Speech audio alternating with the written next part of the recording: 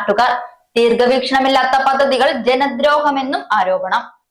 കാവശ്ശേരി ഗ്രാമപഞ്ചായത്തിലെ വാതക ശ്മശാനം 2021 വൈദ്യുത മന്ത്രിയായിരുന്ന AK ബാലൻ ഉദ്ഘാടനം ചെയ്തു. 22-23 കാലയളവിൽ വികസന ഫണ്ടിൽ നിന്ന് പുനരുദ്ധാരണവും കഴിഞ്ഞു. കോടികൾ ചിലവാക്കി കഴിഞ്ഞ പ്രളയത്തിൽ മുങ്ങിപ്പോയ ഗായത്രി പുഴയോരത്ത് ദീർഘവീക്ഷണമില്ലാതെ പണി കഴിച്ച ശ്മശാനത്തിൽ 5 വർഷമായിട്ടും ഒരു മൃതദേഹം പോലും സംസ്കരിച്ചിട്ടില്ല. തുറസായ സ്ഥലത്ത് സൗകര്യങ്ങളില്ലാതെ പ്രദേശവാസികൾ ബുദ്ധിമുട്ടിയാണ് ഇപ്പോൾ മൃതദേഹ സംസ്കാര ക്രിയകൾ ചെയ്യുന്നത്.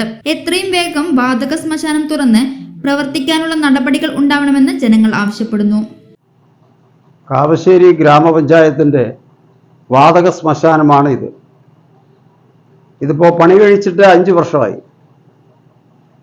നമുക്കെല്ലാവർക്കും അറിയാം, കേരളത്തെ നടുക്കിയ പ്രളയം. ആ പ്രളയ കാലത്ത് ഈ ഗായത്രി പുഴയോരത്ത് ഉള്ള ഈ സ്ഥലം മുഴുവൻ ജലത്താൽ മൂടി പ്രളയം ഗ്രസിച്ചിട്ടുള്ള ഒരു സ്ഥലമായിരുന്നു. അതിൻ്റെ മുകളിലുള്ള തോട്ടത്തിലേക്ക് ഈ വെള്ളം കയറി നിൽക്കുകയാണ് ഉണ്ടായത്.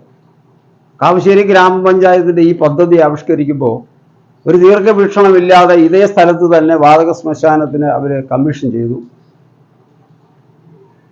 2021 ഫെബ്രുവരി മാസം 11-ാം തീയതി അന്നത്തെ വൈദ്യുതി മന്ത്രിയായിരുന്ന ശ്രീ AK ബാലൻ അവർ ഈ വൈദ്യുതി ശ്മശാനം ഉദ്ഘാടനം ചെയ്തതായിട്ടാണ് നമ്മൾക്കറിയാൻ സാധിക്കുന്നത്. അതിനുശേഷം ഒരു വർഷം 2022-23 MLA ഉദ്ഘാടനം ചെയ്തുകൊണ്ട് ഇതിൻ്റെ ഒരു പുനരുദ്ധാരണം വികസന ഫണ്ടിൽ നിന്നും സംഖ്യ ഉപയോഗിച്ച് ചെയ്യേണ്ടായി. പക്ഷെ ഇപ്പോൾ ഈ 2025 ആകുമ്പോൾ 5 വർഷം പൂർത്തിയായി. ഇതുവരെ ഈ വാതക ശ്മശാനത്തിൽ ജനങ്ങളുടെ ഭാഗത്തു നിന്നും അവർക്ക് ആവശ്യമായിട്ടുള്ള യാതൊരു സൗകര്യങ്ങളും ചെയ്തു കൊടുക്കാൻ സാധിച്ചിട്ടില്ല. ഒരു ശവശരീരം പോലും ഈ വാതക ശ്മശാനത്തിൽ ഇന്നുവരെ സംസ്കരിക്കപ്പെട്ടിട്ടില്ല. ഇതിലുപയോഗിച്ചിട്ടുള്ള ഫണ്ട് മുഴുവൻ ഇപ്പോൾ നാമാവിശേഷമായി കൊണ്ടിരിക്കുക, നഷ്ടപ്പെട്ടുകൊണ്ടിരിക്കുക. വയോജനങ്ങൾക്ക് ഇരിക്കാനായിട്ടും അതുപോലെ തന്നെ പൂന്തോട്ടം ഒക്കെ ആയിട്ട് ഈ ഒരു പ്രദേശം മുഴുവൻ ജനങ്ങൾക്ക് ഉപകാരപ്രദമായിട്ടുള്ള നല്ലൊരു ശ്മശാനത്തിൻ്റെ ഡിസൈനിങ് ഉണ്ടായെങ്കിലും ദീർഘവീക്ഷണമില്ലാത്തതിൻ്റെ പേരിൽ ഈ പദ്ധതി ഇവിടെ നഷ്ടപ്പെട്ടുകൊണ്ടിരിക്കുക.